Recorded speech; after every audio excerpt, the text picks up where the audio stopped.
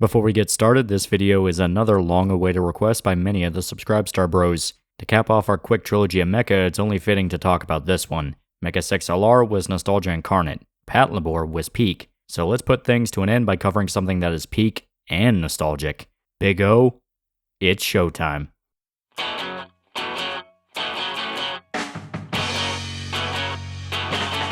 I hate it when clients are so impatient. Big O.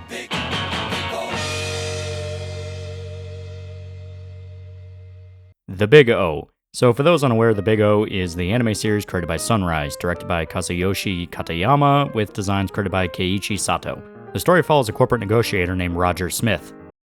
I know. Who lives in a mysterious dystopian world. There's one city left on the planet known as Paradigm City, while the rest of the world is completely destroyed. On top of that, 40 years prior, all memories of everyone living in the city have vanished. Nobody knew who they were, or how the world was destroyed in the first place. So everyone's left to rely on what little information they have archived. Roger takes contracts from various parties to negotiate deals, whether it be real estate, corporate contracts, kidnappings, what have you. And sometimes when things go south, he calls his giant robot to come in and stomp things. Big O. Yeah, the city is full of what's known as megadeuces, giant robots left over from before the cataclysm. Nobody knows where they come from, how they work, but certain people in the city are drawn to them, knowing how to fix them instinctively or even how to pilot them, even if they never stepped foot in one before. Roger himself is an exceptional pilot, being able to quickly master the Big O and fight increasingly strange and powerful enemies. All of this despite the guy basically being a desk jockey. And as the series goes on, there's more hints that something about the world isn't quite right, leading to a massive revelation that nobody sees coming. So Big O is a pretty classic series. When it came out, it became a quick cult classic. Season 1 didn't do very well in Japan, but it was gobbled up by Western audiences, to the point that Adult Swim helped fund the second season simply because they wanted more Big O, which makes sense when you understand a lot of what the series is going for. You may notice that the art style for Big O is a little unconventional. There may even be a tiny voice in the back of your head saying something about it looks familiar. That's because this was made by Sunrise, which made a ton of different series, most famous of which being Gundam, but they actually worked on a little Western series known as Batman the Animated Series. Yeah, that little voice in your head was screaming, "Holy shit, this is Batman." And it's not just a coincidence or recycling an art style. Batman the Animated Series was cited as a major influence on Big O. Roger Smith looks, acts, and is even partially based on Bruce Wayne, a playboy rich kid that lives a double life as a vigilante fighting organized crime. Both characters have a butler that takes care of the house and their equipment, Alfred for Bruce, Norman for Roger. Both have a sidekick that helps them out on their adventures, Robin and Dorothy. Both have a tense alliance with a police commissioner that grows to respect their role, Jim Gordon and Dan Dustin. I could keep going, but you get the point. Big O is essentially a love letter to Western noir fiction, taking a lot of tropes and stylistic influences and remixing them in its own way. Each episode is narrated by Roger, very much inspired by 40s noir detective films that use protagonist narrators. The look of the city is very dark and kind of gothic, a common staple in noir again. And there's even a femme fatale character that knows a lot more than she lets on, which is like the bread and butter to every piece of media in the genre. So Big O is basically noir mixed with old 70s kaiju films. A very out there sort of combination, but it 100% works to give the series a sense of personality. It's another part of the tribute that Big O is trying to be, calling back to classic mecha series like Giant Robo and even Godzilla films. The opening to the series, The Show Must Go On, was designed to sound like an old Queen song, specifically the Flash Gordon theme, once again invoking that 1970s feel to it. Everything about Big O is trying to emulate older media, but in a much more sleek and stylish way. And not like it's just trying to rip it off wholesale, no, instead showing a fusion between a newer generation and an older one, essentially being made up of all the stuff the creators enjoyed when they were younger. Now, Big O is a sort of balance between Flavor of the Week episodes, self-contained adventures that don't really connect with the main plot, and much more lore-heavy stuff. Sort of similar to how Cowboy Bebop or Ghost in the Shell handled its pacing, sometimes crucial story details can actually be hidden in the self-contained ones, and you don't realize the significance until it's explained later. And Big O definitely has some serious lore to it. I might go in thinking that it's just going to be big dumb robot fights, and to be fair, there's more than plenty of those. You'll end up coming out realizing it was way more of a surreal psychological experience than you ever expected, sometimes even brushing against Twin Peaks in regards to cryptic lore. In fact, there's a few episodes that feel directly inspired by David Lynch and how it handles certain aspects. Yeah, I bet you never expected to hear that a show about a giant robot feels like Twin Peaks. Still, Big O nails a lot of its aspects, from the story to the characters, even the music, being a mixture of classic jazz with almost Godzilla-style big band tracks. The soundtrack in Big O is an underrated highlight, having a lot of personality that fits the weird psychedelic noir vibe like a glove. One minute it sounds like something you'd hear in Casablanca, the next it sounds like Ultraman's gonna show up and kick some stuntman a rubber suit in the balls. It keeps you on your toes, and we like that. Especially helps that the main theme is a fucking earworm. I watched the series recently for the video, and I've had The Show Must Go On stuck in my brain for a week straight. It sounds like hell, but the song's actually pretty good. I don't want it to leave. The animation is another big highlight for Big O. Much like Paddleboard, this is from the days of old hand-drawn animation, so the fights feel very weighty and detailed. There's a lot of emphasis on the destruction the mechs can bring, and they don't shy away from that. Even though Roger is a clear hero who wants to help people, he still ends up causing a lot of collateral damage to the city during his fights. Like, a lot, but everything's reset back to normal at the end of every episode, so it's okay.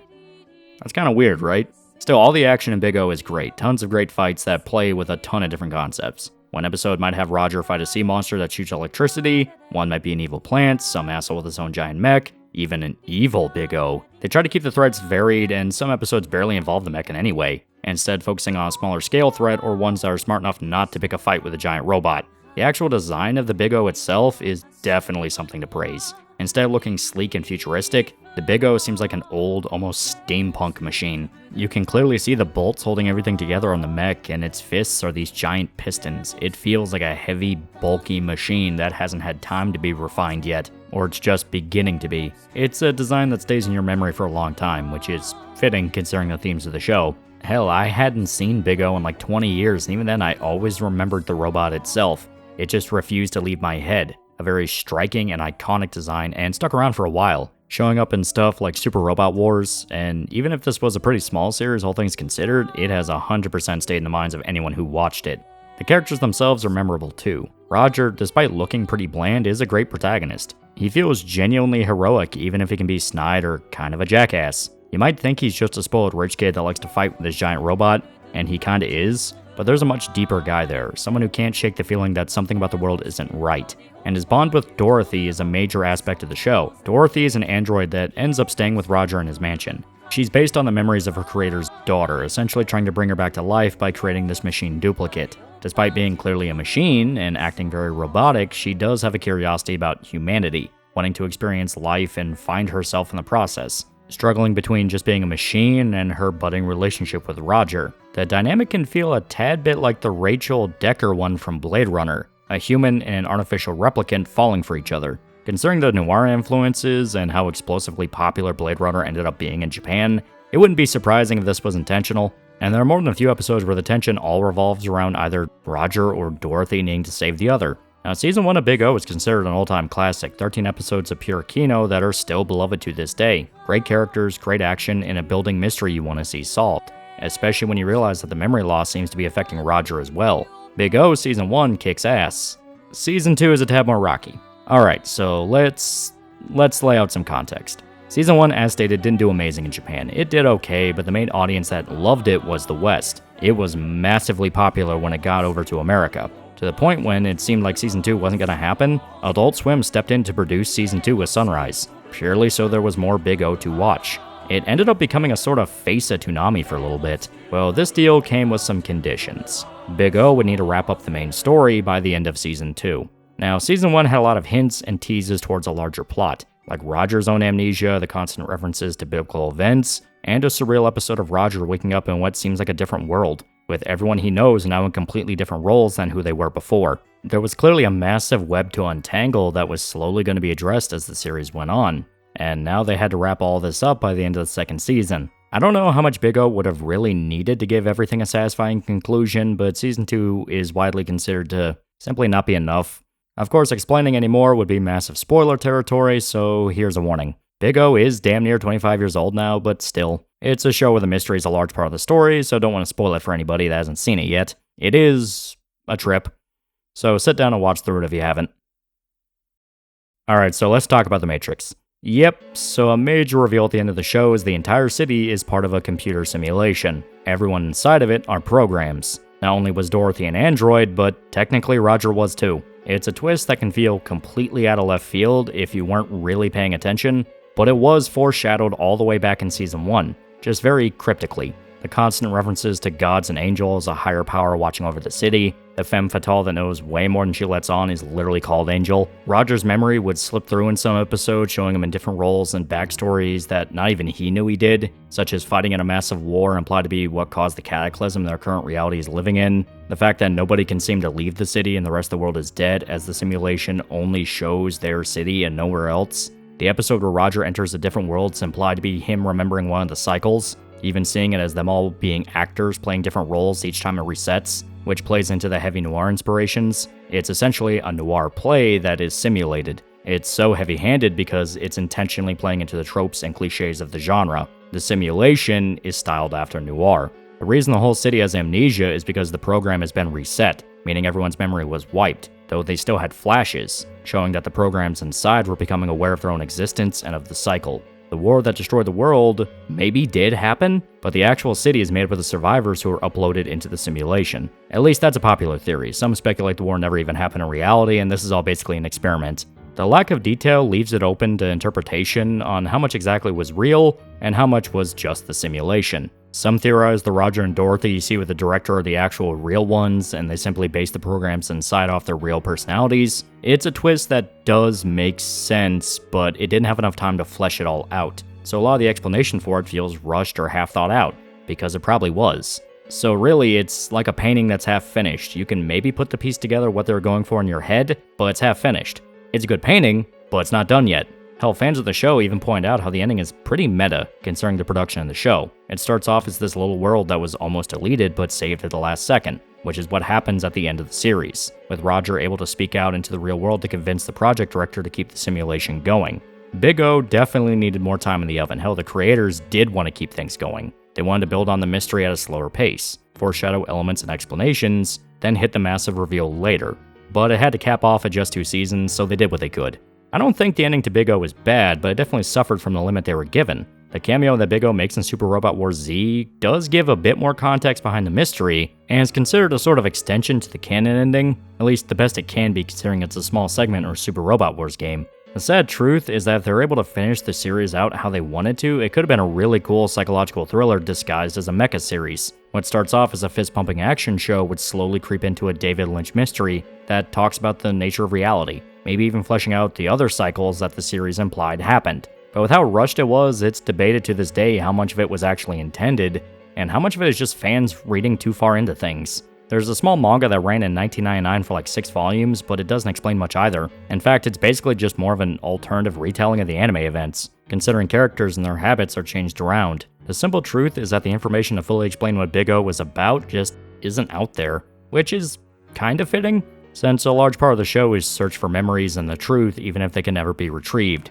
Hopefully Big O can get some kind of reboot or something to fully see through the vision the creators had in mind, because it does suck that there was clearly a much larger plan in place that got kneecapped halfway through. That's not to say Season 1 is good and Season 2 is awful. Nah, I think the show is great all the way through. Simply that you're going to be left wanting more. More time with the characters, more context to what's going on, and more of an idea of what the stakes at play are. Hell, the show ends with the simulation being reset, but it's implied to be a happy ending as the war and carnage have all been erased. They're still in the simulation, still at the mercy of the director, but that's what you get, so whether or not that's a happy ending is up to you. And personally, I don't really view it as that good of an ending. It feels a lot like the ending of Soma. Spoilers for that game, but the ending is humanity is totally extinct and are left as robots with copied data of their creators. Their entire minds are copy-pasted into machines, who plan to fire a satellite into space with the survivors able to float through the cosmos in a virtual paradise. It's a grim situation, but that's kind of the point of Soma. There's a lot of psychological horror, and the dread of the game is when you think about its concepts. Like, sure, sending out a satellite into space with the inhabitants living in a virtual paradise sounds nice. Then you think about what exactly is in space.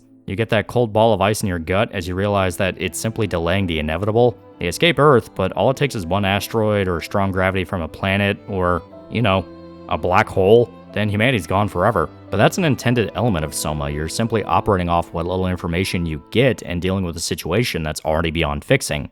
Big O feels like it wanted to touch something similar, that maybe the true ending would have been to escape the simulation or something like that, but it didn't have time, so instead it went for an ending that makes it feel like the characters are still essentially enslaved. Now, the director isn't a bad person, she's not a mad scientist or anything like that, but it's still something where it feels weirdly neutered. We don't even know the intention behind the program, just that it's a program. Maybe they showed more of why the director's doing all this, it could have stuck the landing better, but as it stands, it feels a bit like an ass pull. An ass pull that was foreshadowed and built up to, but it just couldn't stick the landing. It's weird. Still, I really like Big O. It's a great series that manages to nail the vast majority of it. It only really stumbles giving answers towards the end, and that's something you understand considering the circumstances. And you can argue it's more about the journey than the destination. It's not a bad mindset to have, but it is a divisive ending. I mean, there's no denying that. Regardless, you guys should check this one out, even if just to say you've seen it. If you're a fan of mecha, you'll love all the little winks and nods that the series has for other famous franchises. And if you vibe with the mystery, you'll probably like the ending.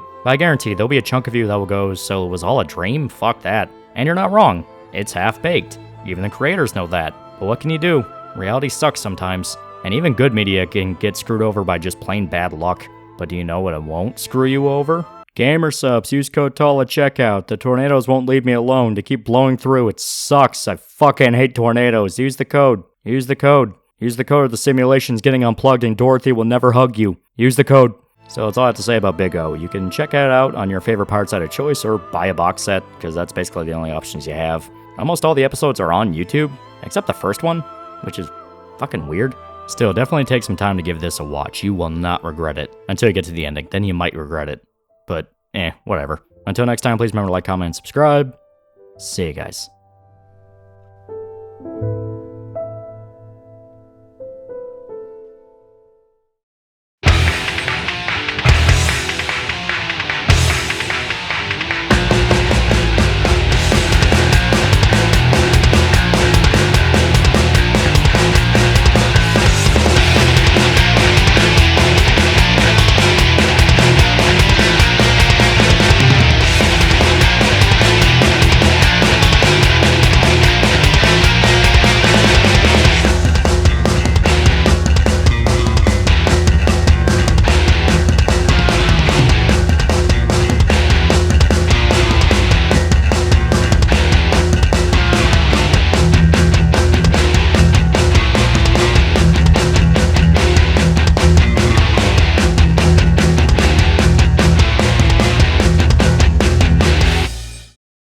Hey, loser, do you want a shirt? Do you want a t-shirt? I have shirts now. Look in the description for a link to a t-shirt you can buy. If you don't buy the t-shirt, I'll kill your family. If you don't buy the t-shirt, I'll poison your dog. If you don't buy the t-shirt, you're going to be the only person in town that does not have a t-shirt.